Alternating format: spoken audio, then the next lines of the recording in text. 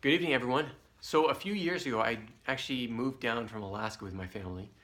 And while up there, I received this book. It's called The Salmon Princess.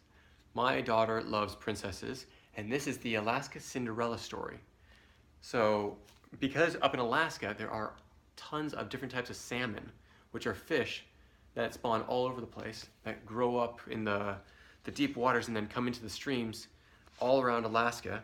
I thought I'd read this. There once was a place where a girl could walk across the sea on the backs of so many wild salmon. Truthfully, there's a lot of salmon. Maybe not enough, maybe not that much, but a lot. So much that the streams are full. It was here in southeast Alaska, a fisherman, his wife, and their daughter called home.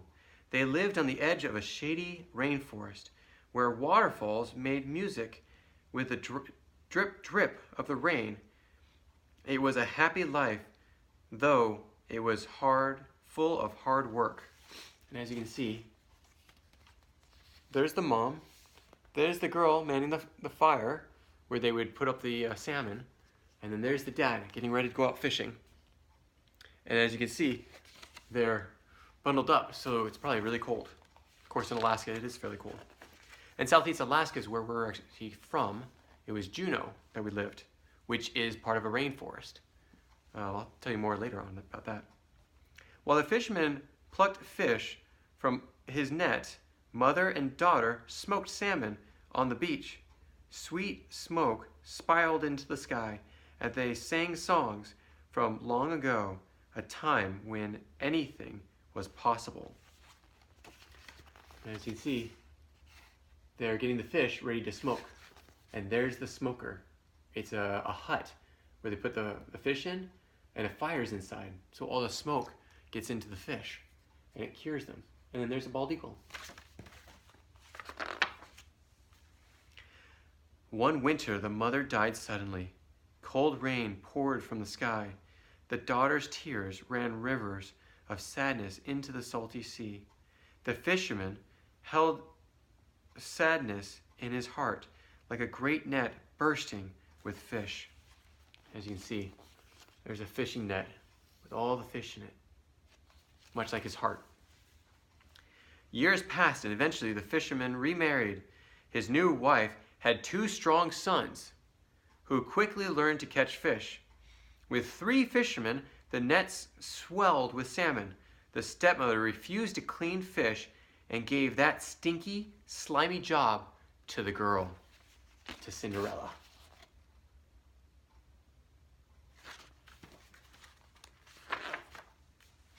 The girl's name was Cinder because of her smoky gray eyes that sparked like fire. Cinder had a favorite place in the forest at the base of an ancient cedar tree. She went there to smoke salmon the way her mom had taught her. When the fisherman looked into his daughter's eyes, it wasn't the spark he saw, but the memories of the girl's mother looking at him. He buried his grief with more and more fish as the years drift by. So there she is, smoking. These are salmon. Basically, it's a pole where the meats of salmon are draped over. One summer, the fisherman returned home with news of a silver salmon festival on the mainland with a carousel, contest, and a dance, followed by a raffle for a grand prize of real silver bars. In all the excitement, Cinder overheard her brothers talking about raffle tickets. They hoped to win the silver and buy a faster boat to catch more and more fish. If Cinder won the silver, she would not buy a salmon boat. She was already drowning in salmon. When Cinder asked to go to the festival, her stepmother said, "No, there are too many fish to clean." Her father sadly said, "There are indeed all those fish." She wanted to go to the dance more than anything she had ever wanted before. With the ease of a grizzly bear, she sliced all of this slippery salmon clean. So there's little raffle tickets, and there's her with a pile of salmon behind her as she's trying to clean them. Cinder ran into the forest. Even if I could go, I have nothing to wear to a dance. All of my clothes stink of fish guts, she thought. Sitting under the cedar tree, she remembered her mother's sweet voice and began to sing softly. In the twilight, she saw little silver stars peeking through the branches. She couldn't believe what she saw next. An eagle dropped something from the sky. A shimmering salmon flopped on the ground at Cinder's feet.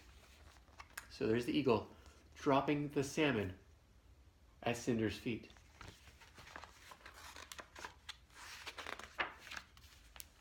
As soon as she picked it up, she realized it was a shiny dress sewed with soft silver thread, fit for a princess. Cinder, the eagle said, anything is possible. Go to the dance, but remember, you must return the dress before dawn. The silver will disappear in the light of day. Cinder slipped into the silver dress and looked up to thank the eagle, but it was gone. Then she looked down at her Sitka slippers and heavy rubber boots that Southeast Alaskans wore. Luckily, the dress covered her boots. So there she is, wearing her silver dress that she just got from the eagle. Wearing her new gown, Cinder headed to the festival. She remembered to bring some of her smoked salmon to sell so she could buy raffle tickets. Running towards the door, Cinder saw the brothers' fishing boat pulled out into the bay. I'll hop in across on the swimming salmon if I have to, she vowed. Then seeing the skiff, which is a boat, Cinder jumped in and started up just as she had seen her father do 1,000,000 times. The skiff pushed through the waves, its phosphorescent wake glowing like a trail of a great wedding gown. And as you can see, there she is, heading off to the festival.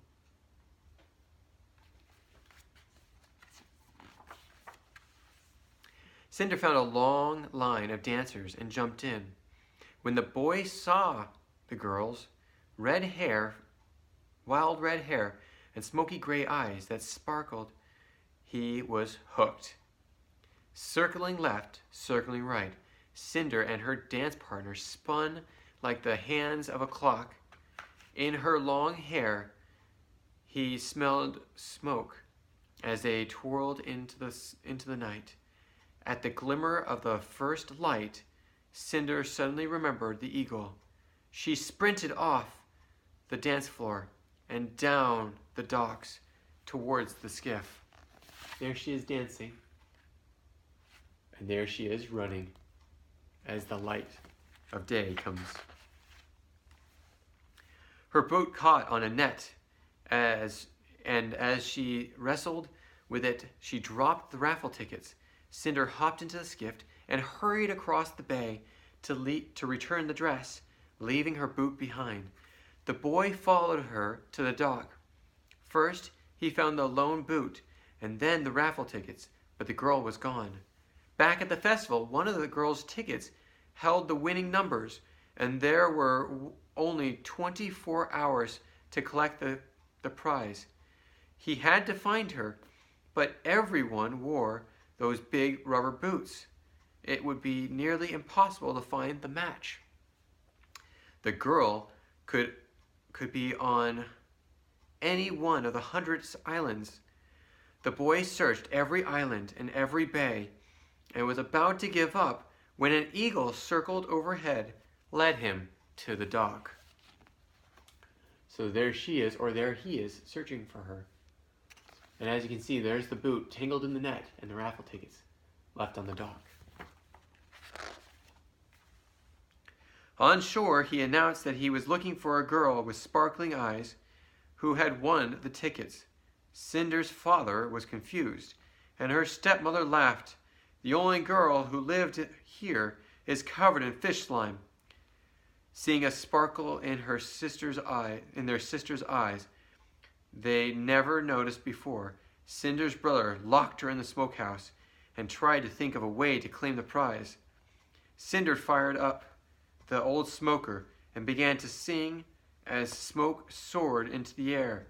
The boy followed the delightful song and sweet scent. As you can see, he's there with the raffle tickets. The mom and stepmother and father don't know, and the boys are locking her in.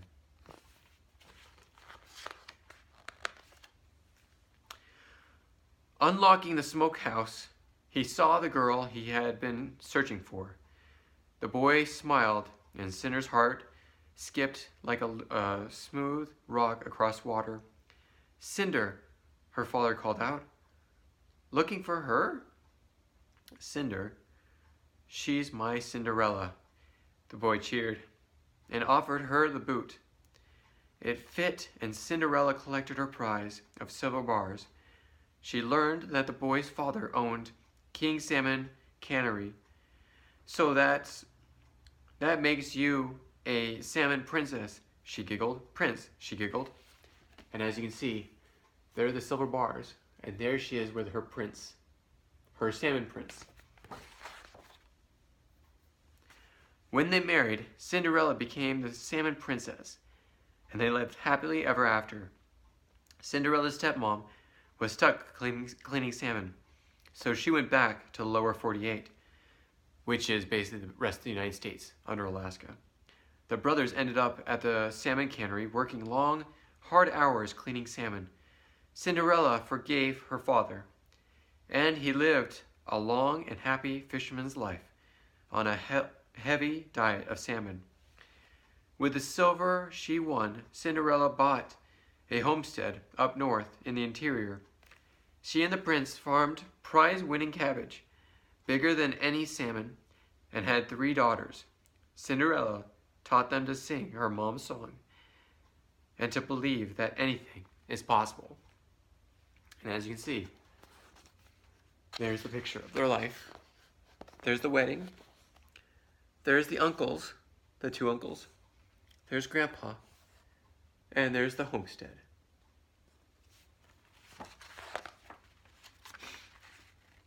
In time, the prince would take over his father's business at King Salmon, and Cinderella believed that one day they would all return home, just like the salmon. And there the salmon are, returning home. Quick story about salmon is when they're born up in streams, up in lakes. The parents actually, when they gave birth to the salmon, they died, and their bodies laid at the bottom of the lake, which would bring nutrients to the area. Those babies and the baby eggs were fertilized by the dad before he passed away. And those babies, they come up alive, hundreds of them, all in this lake. And then as they get bigger, they go down the stream into the ocean, and they leave for many years. And then they come back, swim up the same stream, the exact same stream that they were born in, because they have a sense for that, go into the lake, and they make their own babies. And then after the babies are set and safe, the parents then die, lay at the bottom of the lake, and fertilize the lake. And that's how the cycle of life goes for salmon. And so now you understand a little bit more about the salmon princess. And I hope you have a wonderful night. Good night.